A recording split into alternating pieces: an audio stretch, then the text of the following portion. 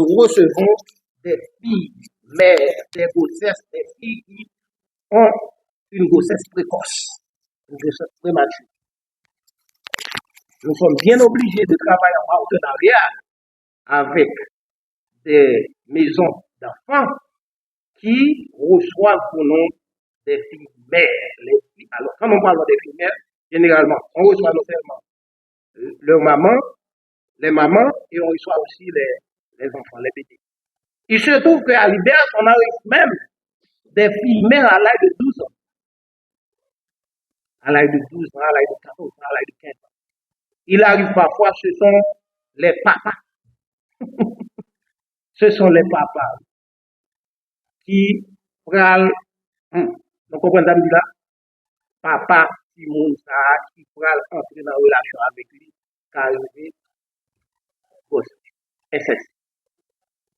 laissez pas papa, nous joignons des demi-frères qui connaissent situé à son maman, ça qui est en région, qui vont petit parce que ces demi-frères là qui sont dans la capitale là, qui sont dans le provinciaux, et que connaissent demi-frères ça va l'abuser. Je dis à ça là, c'est pas ça. Or, quand nous identifions les causes de la délinquance juvénile, l'une des causes essentielles de la délinquance juvénile, c'est non seulement l'exclusion sociale, mais aussi c'est la pauvreté, c'est la bidonvillisation, c'est la promiscuité aussi. Nous allons en faire. Donc, nous allons voir seulement 5 points importants pour nous. Non seulement, madame vient de définir pour nous ce que c'est l'éducation sexuelle, mais aussi il faut voir les barrières socio-culturelles à l'éducation sexuelle dans les écoles en Haïti. Les conséquences du manque d'éducation sexuelle et aussi de la nécessité d'intégrer dans le curriculum de l'éducation nationale la nécessité d'intégrer l'éducation sexuelle dans le système éducatif haïtien. C'est extrêmement important. Comme madame a si bien défini, tout à l'heure a si bien dit, l'éducation complète à la sexualité. Fournir aux jeunes des informations exactes et adaptées à leur âge sur la sexualité et leur santé sexuelle et reproductive, informations qui sont essentielles pour leur santé et leur suivi. Ça, c'est OMS. La sexualité ne se réduit pas au rapport sexuel. Elle prend également en compte les phénomènes physiques et biologiques de la vie, tels que les menstruations, les règles érotiques, ainsi que la grossesse. La grossesse précoce, selon la Fédération internationale pour la planification familiale. C'est leur définition. Nous comprenons par là que l'éducation sexuelle, d'ailleurs, ça porte le nom d'éducation complète à la sexualité. Et tout à l'heure, nous avons parlé de la nécessité pour qu'il y ait une éducation globale. Non seulement l'éducation sexuelle, mais il y a d'autres éducations, que ce soit l'éducation sociale, l'éducation sanitaire, l'éducation, je dirais, juridique aussi. Et tout à l'heure, vous allez entendre Maître Mona qui va parler de l'aspect juridique de l'éducation sexuelle. Nous disons l'éducation complète à la sexualité vise, selon le Fonds des Nations Unies pour la population, à doter les enfants et les jeunes de connaissances factuelles, d'aptitudes, d'attitudes et de valeurs qui leur donneront les moyens de s'épanouir dans le respect de leur santé, de leur bien-être et de leur dignité, de développer des relations sociales et sexuelles respectueuses, de réfléchir à l'incidence de leur foi sur leur bien-être personnel et sur celui des autres, et enfin de comprendre leurs droits et de les défendre tout au long de leur vie. Vous voyez, l'éducation, il n'y a pas à sortir de là, parce que là, dans nos pays, exactement, c'est que, comme nous avons dit tout à l'heure, alors parler d'éducation sexuelle, on dirait que c'est un bail. Parce que moi, je crois qu'il vous parle jusqu'à présent, j'ai pas eu la chance j'ai pas eu la chance, en fait, d'avoir une éducation sexuelle de qualité, je dirais.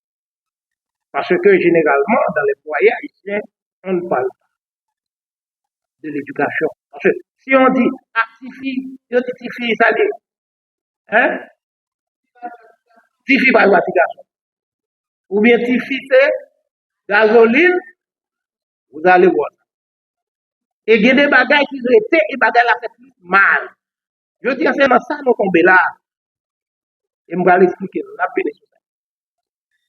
Nous disons que l'éducation sexuelle doit fournir aux jeunes des connaissances fiables, non seulement sur la sexualité, mais aussi renforcer leur capacité à prendre pardon, des décisions responsables. Parce qu'il arrive souvent que les jeunes, d'une manière générale, ne sont pas capables de prendre des décisions responsables.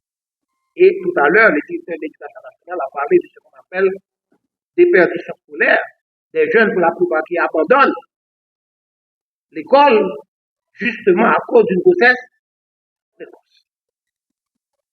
Et moi-même, je dis tout à l'heure à tout que le bien-être social, nous comptons à longueur en fait, de l'année, des fois gagner 50, 60, 100 grossesses précoces. Nous-mêmes gagnons un féminin qui prend, pour nous, que pas citer nous là, donc attendez parler d'un rafa important, mais qu'en difficulté, je dis, qui non seulement prend maman, mais prend si mon tout pour encadrer, supporter le bal tout ça. Et ça peut charger des conséquences encore. C'est que nous voyons des enfants issus des familles monoparentales.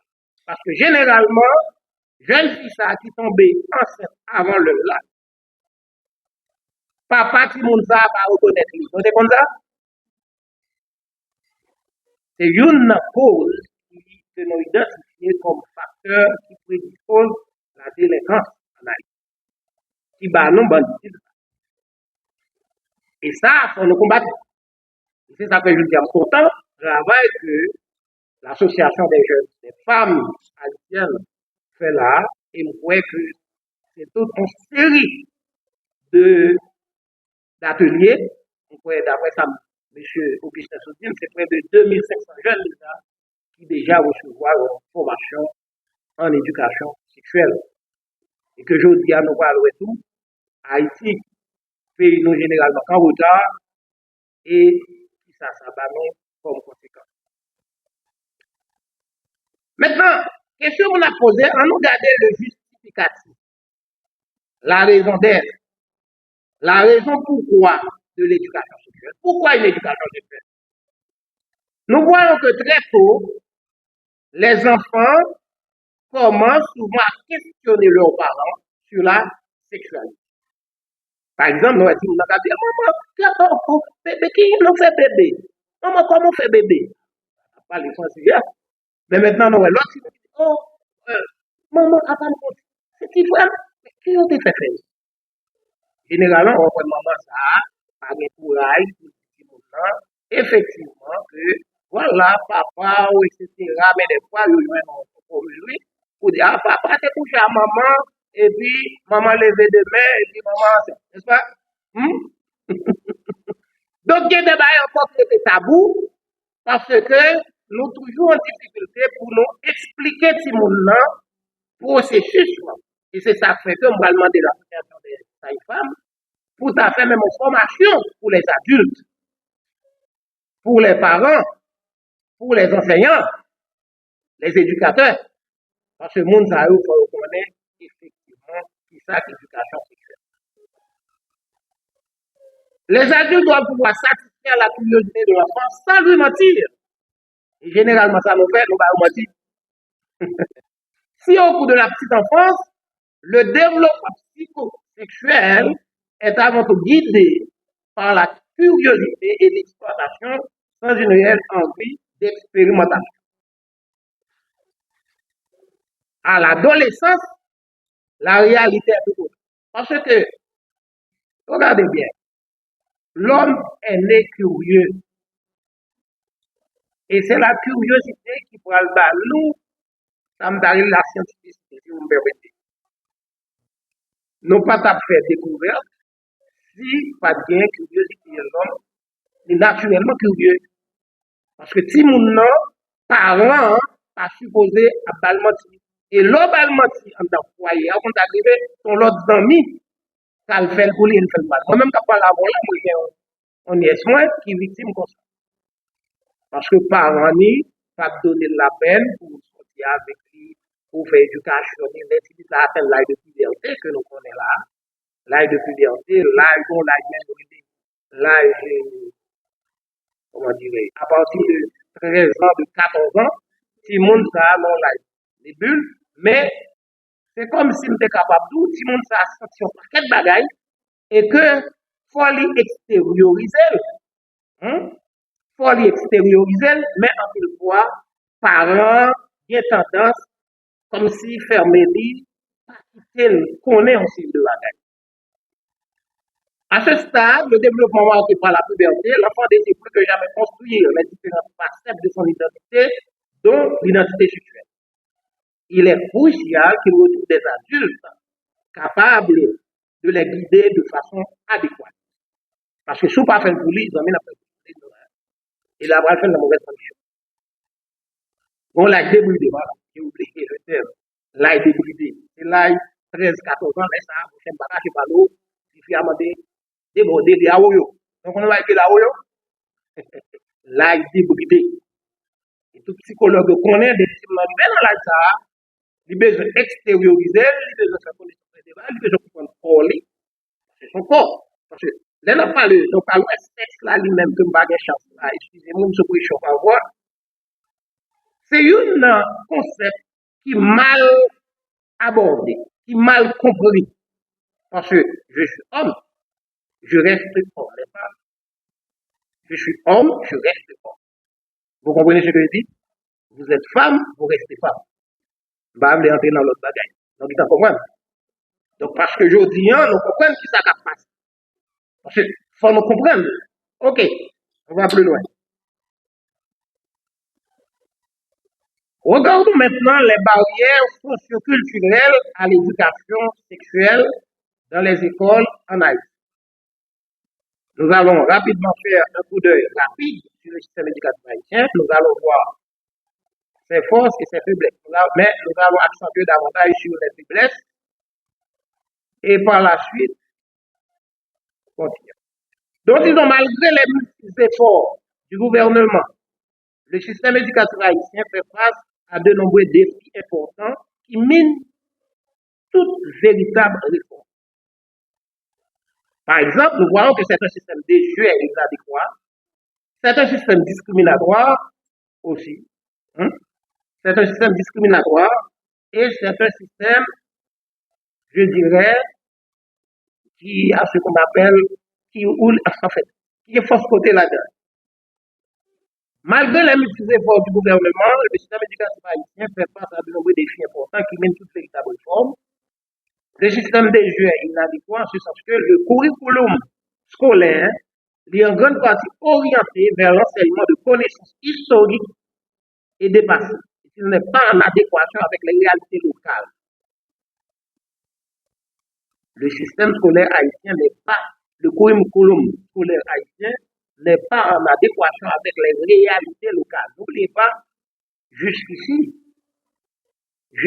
n'oubliez pas, il y a des zones, il y a des sections rurales qui sont au nombre de 565 et que, vous comptez sur le web, non seulement quand c'est l'école qui est là-dedans, donc dans l'information qu'on a, nous sommes à l'ère de l'analphabétisation, c'est ça? Il y a alphabétisation, il y a alphabétisation. Nous sommes à l'heure de. Mais imaginez-nous, jusqu'à présent d'Haïti, combien de monde qui vient accès à Internet? Jusqu'à présent, parce que pour gagner accès à Internet, il n'y a pas de conditions qui posent. Donc, question d'électricité. N'est-ce pas? Donc, système discriminatoire, en ce sens qu'il y a inégalité, parce qu'il y a après à l'accès à la qualité d'éducation aussi. Parce qu'aujourd'hui, qu'est-ce qu'on remarque? Jusqu'à présent, nous avons des écoles à double vitesse. Il y a des écoles là, lors même qui a eu, que ce soit le confinement par la suite pays l'autre, mais il y a des écoles quand même qui travaillent. Ouais, il y a des écoles qui travaillent, les élèves restent chez eux, et qu'est-ce qui arrive? On travaille, si vous voulez, grâce à l'Internet. C'est pas vrai? Il y a ça. Ces derniers dépendent fortement du niveau économique des familles. Mais la grande majorité des écoles sont des écoles, je dirais, nationales, si je comprends bien. Côté où joint le monde, ça le plus souvent, parents yo pas de moyens adéquats pour que je te capable faciliter le monde dans le pays. Nous sommes en retard par rapport aux objectifs mondiaux dont l'utilisation de nouvelles technologies de l'information et de la communication, ce qu'on appelle NTIC, et l'accès à l'éducation sexuelle. Et dans ce sens, nous sommes champions, Haïti est un pays champion, comme pays retard. Nous sommes en retard dans tout domaine. L'on pays en retard dans tout domaine, on comprend normalement comment la amuser dans ce qu'on appelle un sous-développement chronique. Parce que le développement est d'abord humain. Et le pape Paul VI a donné une définition que j'apprécie. Et j'aurais bien aimé répéter là. Le développement, pour répéter le pape Paul VI, c'est la promotion intégrale de l'homme, de tout l'homme et pour tous les. Est-ce que vous comprenez? La promotion intégrale de l'homme. Parce qu'il ne saurait y avoir non seulement une bonne éducation, une éducation élargie, voire une éducation sexuelle, si effectivement nous restons dans la situation où nous sommes aujourd'hui. Côté non privé de presque toute bataille. C'est la promotion intégrale de l'homme.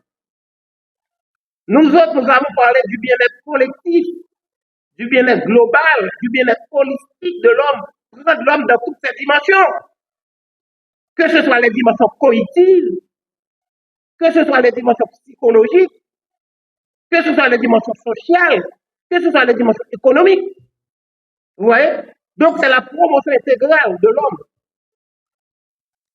Donc, le système éducatif haïtien est discriminatoire, en ce sens qu'il y a une égalité, en retard par rapport aux objectifs mondiaux. Voilà. Nous disons aussi que 85% des pays disposent déjà de politiques ou de lois relatives à l'éducation sexuelle. Nous autres, nous sommes 85% des pays dans le monde disposent déjà de lois. Et Maître Mona va dire, je n'ai pas. Ok. Et plus de 4 pays suspects intègrent, sous une forme ou une autre, des contenus et des thèmes pertinents en matière d'éducation sexuelle dans leur programme scolaire national. Vous êtes là? Vous êtes avec moi? Vous êtes là? All right. Maintenant, nous allons voir les barrières socio-culturelles à l'éducation sexuelle dans les écoles en Haïti. Les barrières socio-culturelles. Maintenant, comme nous avons si bien répété, si bien répété tout à l'heure, c'est que il y a des facteurs qui prédisposent la délinquance que nous subissons aujourd'hui en Haïti. Mais aussi, on a vu aussi les barrières, pour ne pas dire, les facteurs prédisposant à une mauvaise éducation sexuelle ou bien tout simplement un manque d'éducation sexuelle. Par exemple, je viens de dire tout à l'heure, il y a un manque d'accès à l'information. Un manque d'accès. Pas même un manque d'accès. Parce que je dis presque, jusqu'à présent, Haïti est un pays, je pourrais dire, à 80% rural. Vous comprenez ce que je dis? Oui, parce que quand on comprend le pays, je ne sais pas si vous avez l'habitude d'aller en région, et que on compte environ 145 communes, n'est-ce pas? Communes et communes. Moi, il y a des villes que j'appelle des villes rurales. Vous comprenez ce que je dis? Bon, je ne vais pas citer leur nom, mais il y a des villes comme si que jusqu'à présent, on voit encore, il y a pas mal de manquements.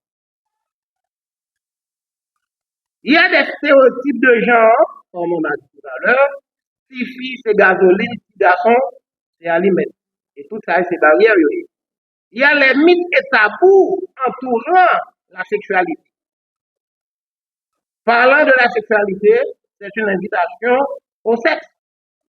Lorsqu'on parle de sexualité dans le foyer, en plus le monde, ouais, et vous dites, mon ça, bon, on va encourager. Est-ce que vous comprenez? Pour la dans sexe. Et nous parlons les effets même de la religion. Parce que la religion, jusqu'ici, il y a des bagailles. Et ça fait mal à la société. Il y a des bagailles qui parlent. Parce que si vous dites, bon, si mon n'a pas trop de bagailles, si mon n'a pas fait trop d'expérience, et nous parlons du pays, même qui ça fait. Absent de programme éducatif adapté aux réalités culturelles et sociales d'Haïti. Si je ne m'habite pas jusqu'à présent, au niveau même du Canada, il y a des familles, des parents, si vous voulez, qui, avant qu'ils montent à l'école, vous voyez, on met des préservatifs dans leur sac. Il y a ça. Hein? Il y a un manque de formation des enseignants. Et là, Madame la Présidente, prochainement, ce sera la prochaine formation pour les adultes, pour les enseignants, pour les parents. Il y a des parents non sensibilisés sur l'important de l'éducation sexuelle. Il y a des discriminations aussi fondées sur le sexe. Jusqu'à présent, c'est qu'on parle du VBG, violence basée sur les gens. Tous sont bien. Hein? C'est qu'on joue une violence tout à fait. Des fois, depuis mon a fille, ou femme, ou comme expert, garçon on considère comme depuis notre petit, hein? Depuis notre jeune âge. Hein? Et c'est comme ça, les garçons, c'est petit corps, petit fille, c'est petit boulette. Et ceci, on parle, ouais, ça vient mettre on déséquilibre. Ça vient rendre généralement jeune fille subit jeune garçon. Dès leur enfance, parfois, on va dire adolescence, etc. Ou après, quand on voit il y a des fois discussions qu'on peut et que vous voyez qui ça, jeune garçon a pas fait. Maintenant, les conséquences du manque d'éducation sexuelle. Par exemple, les grossesses précoces, les grossesses prématurées. Comme vous avez vu là, c'est qu'il y a une jeune femme avec un enfant. Moi, je les reçois à longueur de journée. Des jeunes filles de 16 ans, de 15 ans, qui viennent parfois avec leurs enfants pour dire, OK, elles sont venues donner les enfants, les bébés en adoption. Ils sont dit là, de recevoir 3 jeunes. On ne dit pas comprendre. Donc, si le papa est libre, c'est que qu'il y a bien le marais, le pape en mesure, s'il vous plaît. Et c'est ça qu'il veut. Il y a un bon petit, il y a un petit sous-bral, les petits là-bas, papa prend responsabilité, il m'a parlé des jeunes filles de 16 ans, de 15 ans, de 17 ans, de 18 ans. Donc, petit sous-bral, papa prend responsabilité. S'il pas remettre petit ça avec bien-être social, qui a pris le monde par contre, et travail à faire tout, c'est que il marie. Donc, l'obligé vient de. Et je vais plus loin pour vous montrer la situation délicate dans laquelle se trouve l'Institut de recherche.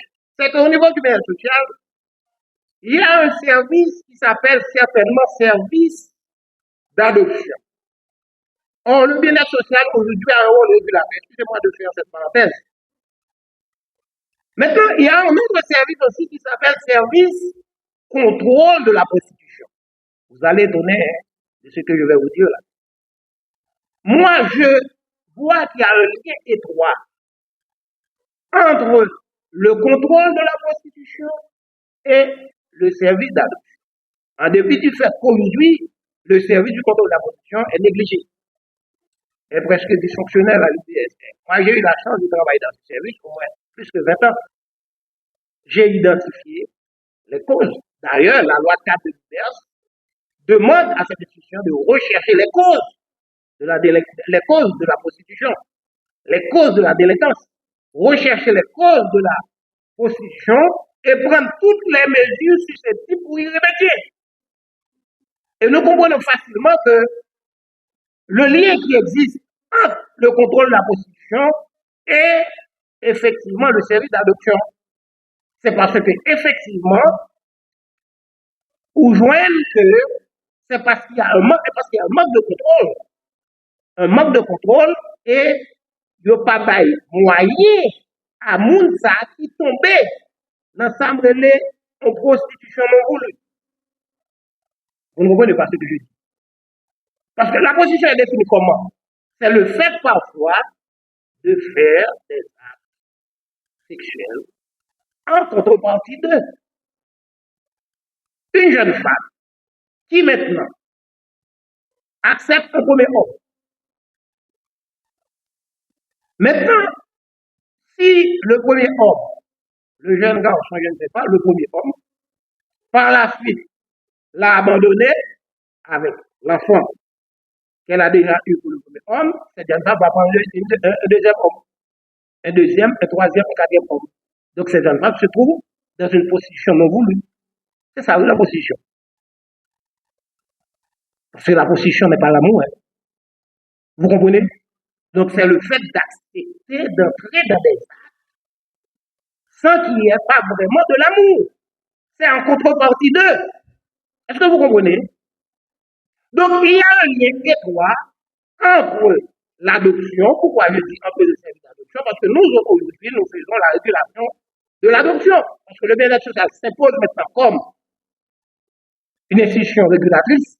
Il a un rôle régulateur. Surtout suite à la convention de l'AR, vous n'êtes pas sans savoir que le bien-être social joue son rôle régulateur en matière d'adoption. Mais maintenant, il y a aussi le service du contrôle de la prostitution, comme je viens de dire tantôt, qui est un service aussi important qu'on ne doit pas négliger. Parce qu'il faut travailler en amont. Il faut travailler d'abord en amont pour éviter le pire. Et vous allez comprendre aussi que le mandat premier de l'Institut du bien-être social, c'est un mandat préventif. Un mandat préventif. C'est un mandat préventif, par la suite curatif et promotionnel. Mais il se trouve que le bien-être social travaille davantage en aval qu'en amont.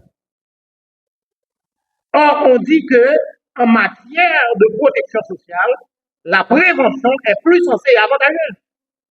Il n'y a pas comme la prévention. Nous autres, nous pouvons certainement prévenir ce qui se passe aujourd'hui en Haïti. C'est parce que le travail n'est pas fait en amont. Je ne sais pas si vous comprenez. Excusez-moi de faire parfois des petites parenthèses. Faut nous écouter le problème dans sortie. Donc, l'éducation sexuelle, là, nous comprenons que il y a conséquences violence sexuelle, renforcement des inégalités des stéréotypes de genre, difficulté pour les filles de décider pour leur corps et leur vie. Il y a d'autres maladies sexuellement transmissibles, ça nous les MST ou encore IST. Il y a prostitution, voilà, j'aime pas la position infantil. Des jeunes qui se trouvent aujourd'hui en situation de prostitution. Donc, la dépendance au sexe aussi.